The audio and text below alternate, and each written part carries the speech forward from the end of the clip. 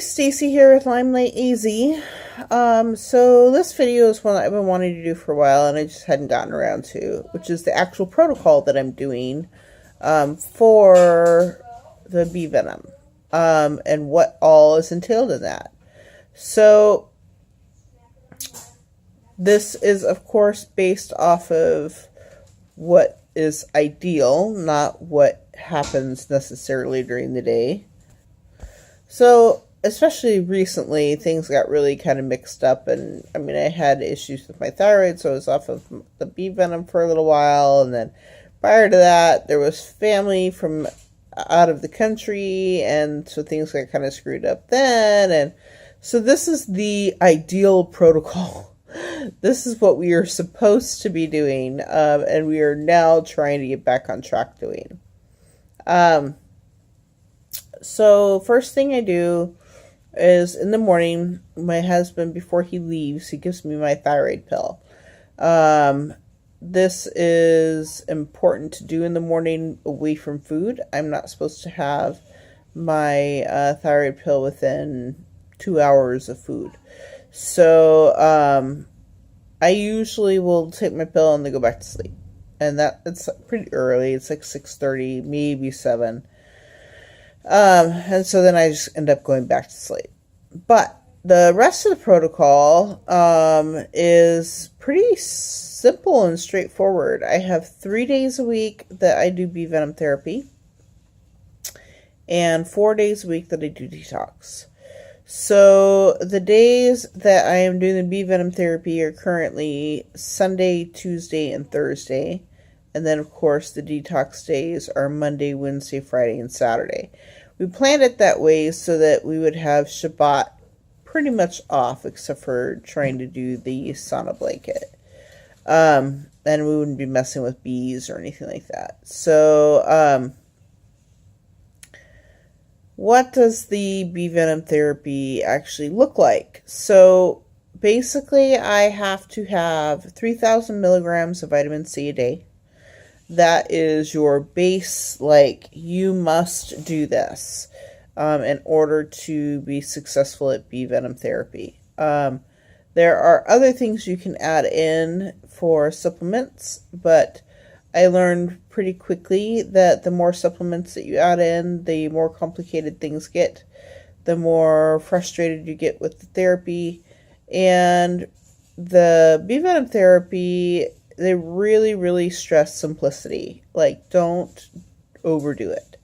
And I was trying to overdo it. I got every supplement that everybody recommended. And at this point, I'm not really using most of those. I have them on hand if I need them. But for the most part, I have narrowed it down to the ones that I really feel that I need. And so, of course, at least 3,000 milligrams of vitamin C a day. So we do self-encapsulation with the 00 size gel caps. I get vegetarian capsules. And so the vitamin C that we encapsulate is this. I actually had a Facebook friend send me this particular brand of vitamin C after I had tried another brand and wasn't really happy with it, and I've been very happy with this. So with the 00 size capsules, I end up taking 3 in the morning after I have breakfast, and then again at dinner I take 3 more. So that equals about 3,000 milligrams we have figured out. I frequently only eat twice a day. If I eat 3 times a day, then I try to add in another 2 to 3 of the vitamin C capsules at lunchtime too, just to give me that little bit of extra vitamin C boost. Also in the morning, I take this. I do both of them. I do 10,000 milligrams a day, and I do both of them in the morning. I have discovered that if I split it up between breakfast and dinner, that at night I have trouble sleeping. So I decided that it was better just to do 10,000 milligrams, or sorry, not milligrams, IUs, in the morning instead of splitting 5,000 and 5,000, so that way it doesn't disturb my sleep. Okay, so then I also take this multivitamin. Originally, I used to take 2 in the morning, 2 in the evening, but I backed off and I do 1 in the morning, 1 in the evening because it was upsetting my stomach. So I've had issues in the past with multivitamins upsetting my stomach.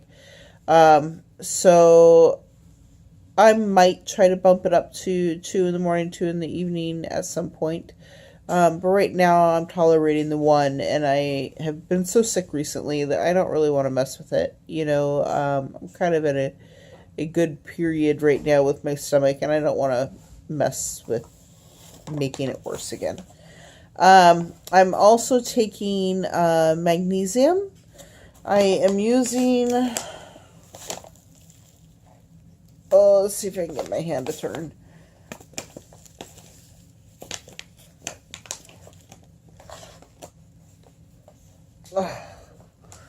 Okay, so I'm using this stuff, and we only use a little bit. I think it's 2 tablespoons in like half a gallon of water, almost. 5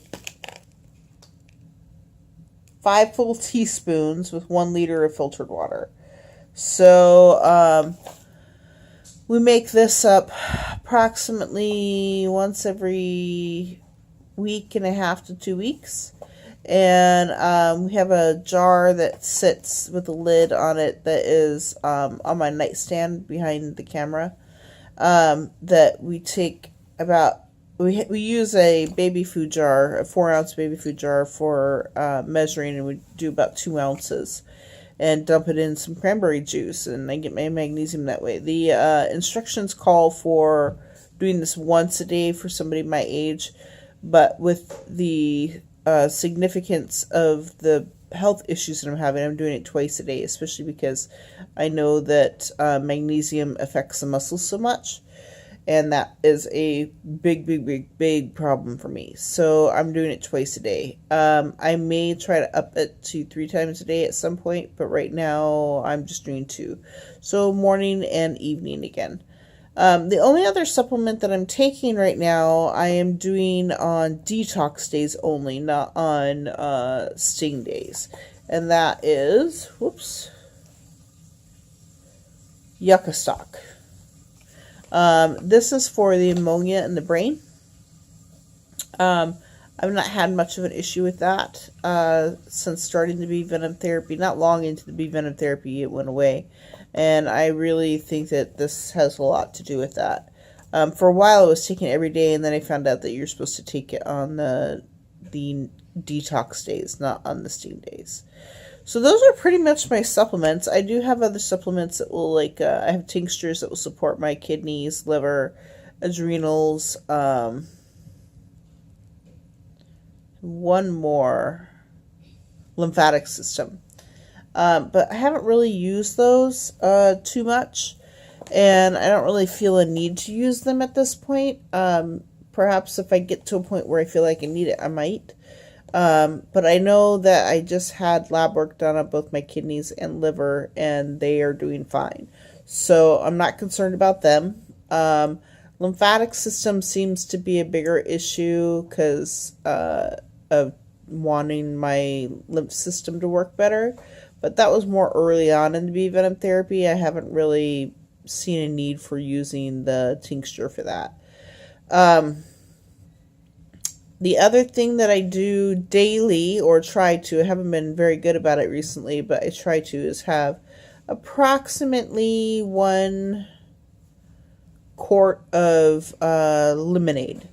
And I use the sweet drops. Hang on. Okay, so this is the Sweet Leaf Sweet Drops that I use for my lemonade. I don't use sugar in my lemonade. It's just fresh lemon, water, and the sweet drops. Stevia, however you pronounce it, is known to kill Lyme bacteria, but it doesn't seem to go much past the gut. So, I figure what the heck, it's like really the only thing that I consume that I do completely without guilt. The lemons are good for flushing, the water is good for flushing, and the stevia still kills Lyme. So it's like the one thing that I have that I really enjoy that is completely guilt free. And so I tried to get a quart of lemonade down me a day. It's been a while since I've had lemonade, so I'm probably going to start back up doing that here pretty soon. Either that or with limes. I might start trying to do cranberries. I love the flavor of cranberry. In fact, when I take the magnesium water, it doesn't taste very good, and I mix it with cranberry juice cocktail. That's not very good. It's chock full of sugar, but it's at least an easy way for me to get the magnesium down. So, but I might start trying this fall to see if I can use cranberries to do some sort of drink with the stevia drops. Because they're low sugar and will give things a little bit of a different flavor. So that's the supplements. I mean, it's like a drop in the bucket compared to what most Lymies use. Most Lyme patients use lots and lots of supplements. I know most take like 40 to 60 pills a day on the normal side, and then as much as like 80 to 120 for the situations that are causing for a lot more of the dietary supplements. So I really don't take very many supplements. The sting days, my husband gets these tweezers. Hey, Jade? Yeah? Will you hand me one of the tweezers? Mm-hmm. I'm going to do this one because it's a little bit thicker. So my husband... Oh, wait, these aren't the right tweezers. It's the ones that has the funny cross thing in the middle. Oh, okay. Sorry, just a second. So my husband gets these, they're called reverse action tweezers. He uses them to keep the bees in still. Yep. And that would be these. And I don't have enough strength to squeeze this. It's like I'm pushing on it as hard as I can, and I can barely get it to move. I am moving it a little bit. Will you squeeze it? Huh? Will you squeeze it? See, like that. And so he gets the bees in here. Currently, we only have, I think, 6 pairs. We need to get another 4 at least, maybe 5. So that he can get them all lined up, because right now he has to take a break while we're stinging to go collect more bees. But the idea is to have them all lined up and ready for stinging along my spine.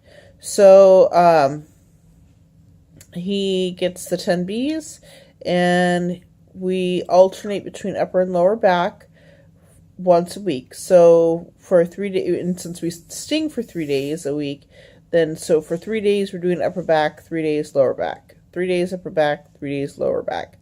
And how the week looks is alternating days. So you're supposed to have sting day, detox day, sting day, detox day, sting day, detox day, detox day. So that's how your week is supposed to look. And the stings are done about an inch away from the center line of the spine, which puts it right on the outside edge of the spine. At least for me, I am large boned, and that tends to be where it's located for me. So it's about an inch away from each other. So you have about a 1 inch gap in between the sting locations. So you have a sting, 1 inch gap, sting, 1 inch gap. And so there's about 5 inches that are in between the 5 stings on the right side and then the 5 stings on the left side. Detox day is pretty simple. I don't have a lot of modalities available to me because I'm bedridden. So they're pretty much just the sauna blanket. I could work very hard at trying to do the enema stuff, but it is puts our bed at high risk, and I don't think at this point it's absolutely necessary. Since the sauna blanket seems to be working well, and I'm not herxing terribly. So the sauna blanket basically gets laid over me on the detox days, and I sweat it out for an hour, hour and a half. That's pretty much the protocol. That there's really not a whole lot of effort put into it. The one thing that makes doing the protocol difficult is that I need to have food on my stomach within a half hour of doing the bee stinging, and also for doing the sauna blanket. Otherwise, my body doesn't react very well. And that seems to be the most challenging part of my protocol, is making sure that I have food on my stomach, because it can take time to try to get the food, and then it gets late, and so but other than that, I mean, it's a pretty simple protocol in comparison to what most Lymies deal with, and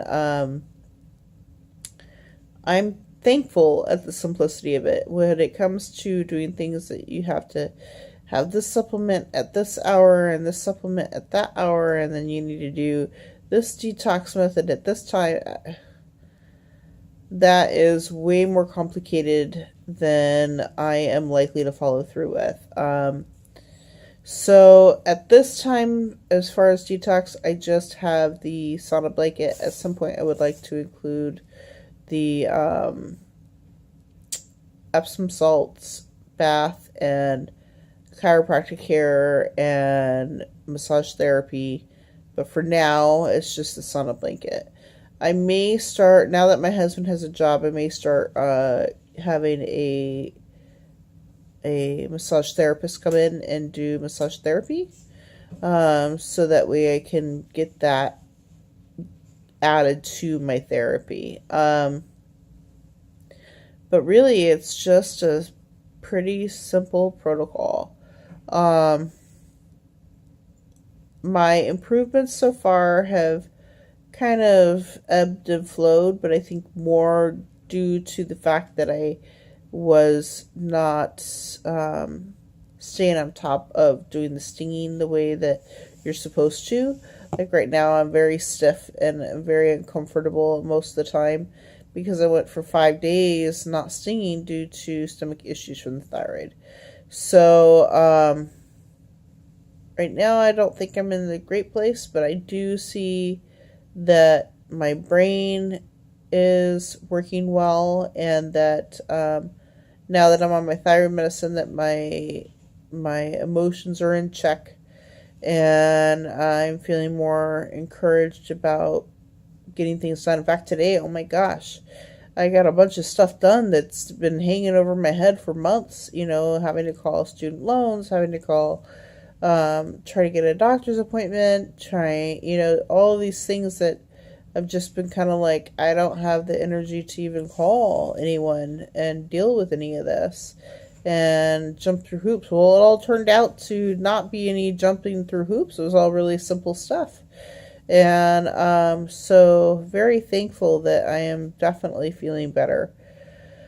But I have another video I need to do today. This one's almost 20 minutes long, so I'm going to let you go. But there's my protocol. That's pretty much it. Eventually, I'll start adding in more modalities. I'm going to be trying out something called a beamer mat. I have a local new friend that has offered to let me try it out. And it sounds interesting. It has something to do with magnetic resonance and getting oxygen flowing through your system, which of course helps with detox. So it sounds promising and it sounds interesting. So I'm looking forward to telling you more about that as I learn about it. Anyways, have a good day.